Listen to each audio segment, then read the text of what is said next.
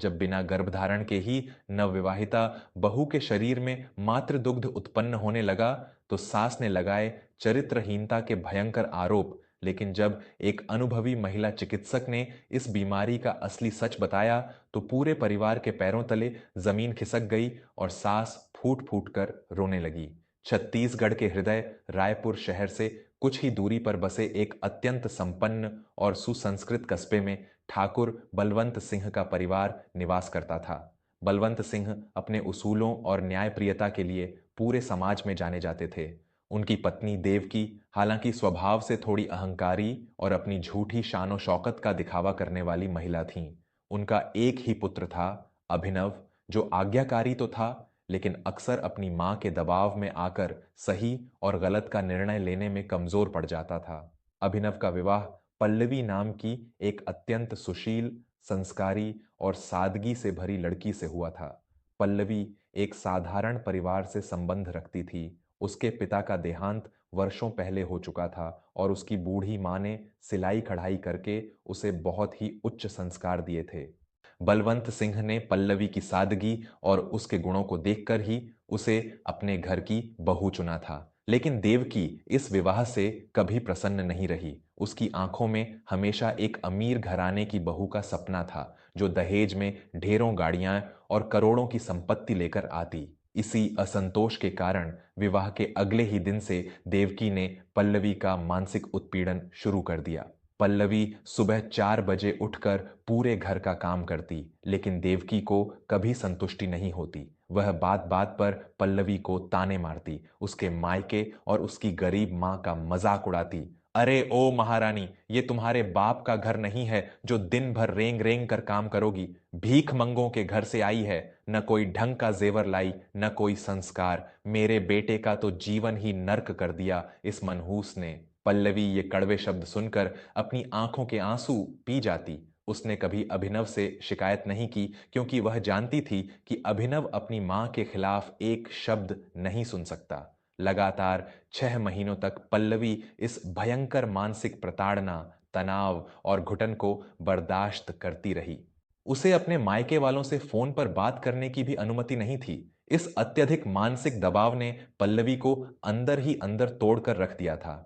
कुछ समय बाद पल्लवी के शरीर में कुछ अजीब और डरावने बदलाव होने लगे। उसके सिर में भयंकर दर्द रहने लगा और अचानक एक दिन उसने महसूस किया कि बिना किसी गर्भधारण के ही उसके स्तनों से मातृ दुग्ध का स्राव होने लगा है। यह देखकर पल्लवी दहशत से भर गई। उसे समझ नहीं आ रहा था कि उसके शरीर को यह क्या हो गया है। उसने डर और शर्म के मारे यह बात किसी को नहीं बताई और चुपचाप अपने कपड़ों को साफ करके इस बात को छिपाने का प्रयास करने लगी। लेकिन कहते हैं ना कि सच्चाई कितनी भी गहराई में छिपाई जाए, वह एक दिन बाहर आ ही जाती है। एक सुबह जब पल्लवी नहाने गई थी, तब देवकी उसके कमरे में सफाई कर रही थी। देवकी की नजर पल्लवी के कुछ कपड़ों पर पड़ी, जिन पर दुग्ध के दाग स्पष्ट दिखाई दे रहे थे। देवकी एक अनुभवी महिला थी। वह तुरंत समझ गई कि ये दाग किस चीज के हैं। यह देखते ही देवकी की आंखों में एक भयानक चमक आ गई, मानो उसे पल्लवी को घर से बाहर निकालने का सबसे बड़ा हथियार मिल गया हो। देवकी ने तुरंत पूरे घर में हंगामा मचा दिया। उसने पल्लवी के कपड़ों को आंगन में फेंक दिया और जोर जोर से छाती पीटकर रोने का नाटक करने लगी। बलवंत सिंह और अभिनव दौड़कर बाहर आए। पल्लवी भी घबराई हुई आंगन में आ गई। देवकी ने पल्लवी की ओर उंगली उठाते हुए जहरीले स्वर में कहा, देख लीजिए अपने इस खानदान की इज्जत को। मैंने पहले ही कहा था कि इस अनाथ लड़की का कोई चरित्र नहीं है। बिना बच्चे की मां बने इसके शरीर से दूध कैसे बह रहा है? सच सच बता कुलक्षणी, शादी से पहले तूने अपना मुंह कहां काला किया था? और किस नाजायज औलाद को तू अनाथालय में छोड़कर हमारे गले पड़ी है? आज तूने इस ठाकुर परिवार की पगड़ी को कीचड़ में उछाल दिया। यह सुनते ही पल्लवी के पैरों तले जमीन खिसक गई। वह जमीन पर गिर पड़ी और फूट फूट कर रोते हुए बोली, माँ जी, भगवान के लिए मुझ पर ऐसा घिनौना कलंक मत लगाइए। मैं अत्यंत पवित्र हूँ। मुझे स्वयं नहीं पता कि मेरे शरीर में यह कैसी बीमारी लग गई है। अभिनव, आप तो मेरा सच जानते हैं। कृपया अपनी माँ को समझाइए। लेकिन अभिनव भी अपनी माँ की बातों में आकर शक के भंवर में डूब चुका था। उसने गुस्से में पल्लवी से अपना हाथ छुड़ा लिया और बोला, पल्लवी, मैं अपनी आंखों देखी चीज को कैसे झुठला दूं? मां सही कह रही है। कोई भी महिला बिना बच्चे को जन्म दिए दूध कैसे उत्पन्न कर सकती है? तुमने मेरे साथ धोखा किया है। मेरे आत्मीय श्रोताओं, मैं आपका अपना विवेक वर्मा। हमारे समाज में एक स्त्री के चरित्र पर उंगली उठाना जितना आसान है, उसके मानसिक और शारीरिक दर्द को समझना उतना ही कठिन। अज्ञानता और पुरानी रूढ़ियों के कारण आज भी कई निर्दोष बेटियों को अपनी ससुराल में ऐसे ही अपमान का घूंट पीना पड़ता है। बिना सच जाने किसी पर कलंक लगाना सबसे बड़ा पाप है।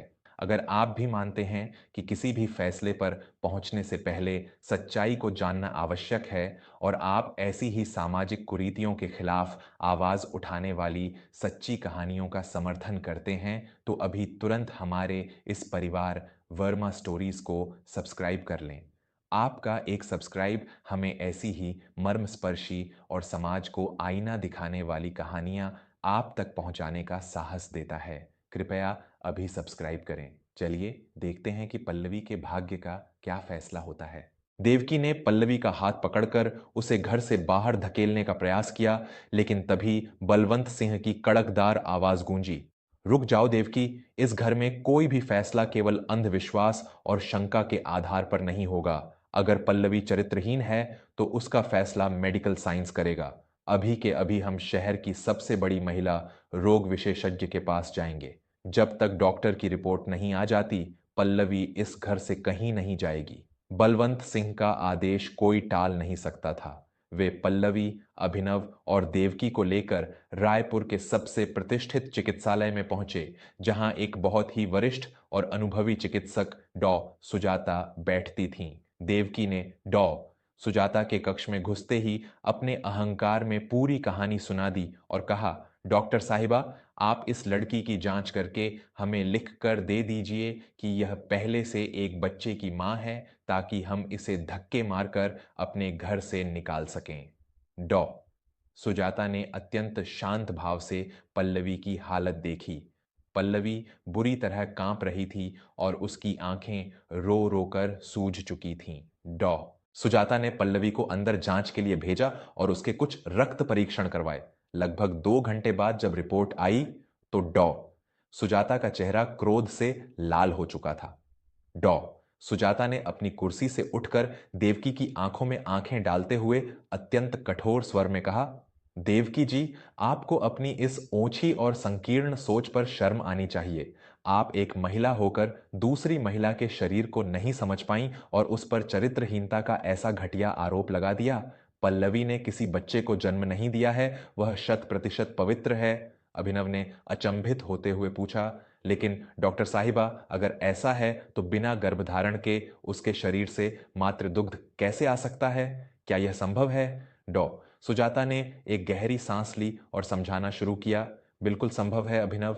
मेडिकल विज्ञान में इस स्थिति को गैलेक्टोरिया गैलेक्टोरिया कहा जाता है। यह कोई पाप या चरित्रहीनता नहीं, बल्कि एक गंभीर शारीरिक और मानसिक बीमारी है। हमारे मस्तिष्क में एक ग्रंथि होती है जिसे पिट्यूटरी ग्लैंड कहते हैं, जो प्रोलैक्टिन प्रोलैक्टाइन नामक हार्मोन बनाती है।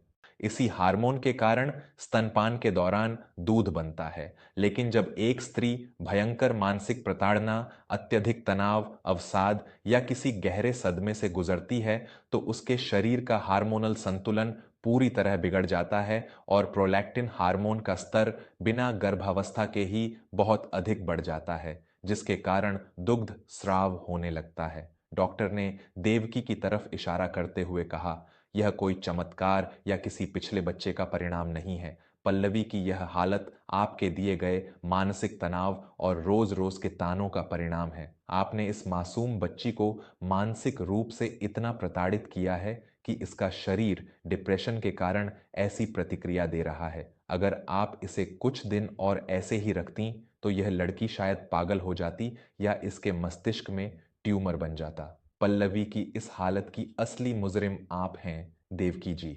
दोस्तों, विज्ञान और चिकित्सा ने भले ही कितनी भी तरक्की कर ली हो, लेकिन अज्ञानता का अंधेरा आज भी हमारे समाज के कई घरों में बसा हुआ है। मानसिक तनाव और प्रताड़ना एक इंसान के शरीर को किस हद तक तोड़ सकती है, यह पल्लवी की हालत से स्पष्ट है। कई बार हम महिलाओं के शारीरिक बदलावों को सीधे उनके चरित्र से जोड़ देते हैं, जो हमारी सबसे बड़ी मूर्खता है। अगर डॉक्टर सुजाता के इस वैज्ञानिक और सत्य खुलासे ने आपकी भी आंखें खोली हैं और आप चाहते हैं कि हर घर की सास और हर पति इस सच्चाई को जाने और अपनी बहुओं का सम्मान करे, तो बिना एक पल सोचे वर्मा स्टोरीज चैनल को सब्सक्राइब करें।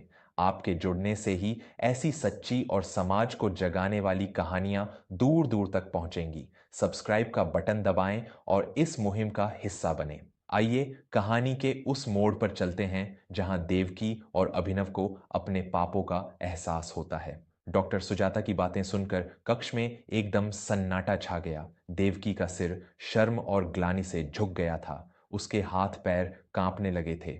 अभिनव की आंखों से पश्चाताप के आंसू बहने लगे। उसे एहसास हो गया था कि उसने एक पति होने का धर्म नहीं निभाया। उसने बिना सच्चाई जाने उस पत्नी पर शक किया जिसने उसके घर की खातिर अपना सब कुछ सह लिया था। बलवंत सिंह ने भी देवकी को फटकारते हुए कहा, देख लिया अपनी अज्ञानता का नतीजा। अगर आज हम इसे बिना डॉक्टर को दिखाए घर से निकाल देते तो इस निर्दोष बच्ची की जिंदगी तबाह हो जाती।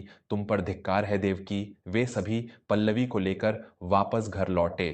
घर पहुंचते ही देवकी सीधे पल्लवी के पैरों में गिर पड़ी और जोर जोर से रोने लगी। मुझे क्षमा कर दे मेरी बच्ची। मैं एक सास होने के अहंकार में अंधी हो गई थी। मैंने एक महिला होकर भी तेरा दर्द नहीं समझा और तुझ पर वो कीचड़ उछाला जो एक स्त्री के लिए मृत्यु से भी भयंकर है। मुझे माफ कर दे पल्लवी, मैं बहुत बड़ी पापी हूं। अभिनव ने भी हाथ जोड़कर रोते हुए पल्लवी से माफी मांगी।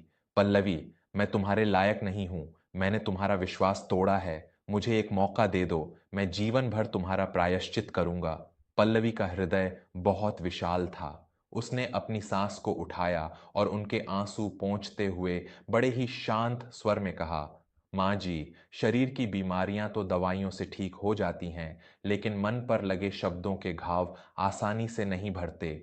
मैं आपको क्षमा करती हूँ, लेकिन इसलिए नहीं कि मैं कमज़ोर हूँ, बल्कि इसलिए कि मेरे संस्कारों ने मुझे माफ़ करना सिखाया है।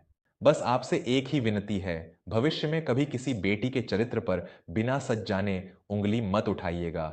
उस दिन के बाद से ठाकुर परिवार का माहौल पूरी तरह बदल गया। देवकी अब पल्लवी को अपनी बहू नहीं बल्कि सगी बेटी से भी बढ़कर मानने लगी थी।